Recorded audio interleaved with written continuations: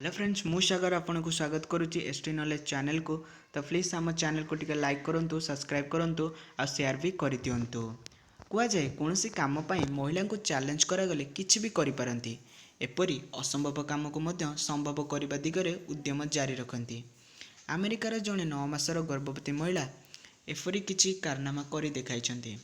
साधारणतः महिला को गर्भावस्था समय विश्राम बा आराम करने को कहुए, मात्र अमेरिकार जड़े महिला 9 मास गर्भवती थाई 1.6 किलोमीटर दौड़ी। तेबे एपाई स्वामी तांकर चैलेंज लगी। सर्त थिला जदि 9 मास गर्भावस्था 8 मिनिट 1 माइल दौड़े तेबे 7,300 टंका स्वामी देवे। महिला जनक स्वामी को ए चैलेंज को स्वीकार करते से सफल होइछंती। संपृक्त महिला जनक 5 मिनिट 25 सेकेंड रे ए दौड़ पूरा करछंती। तेबे ए महिला 2018 रे Edinburgh cross country international challenger रे अमेरिकार प्रतिद्वंदी करथिले।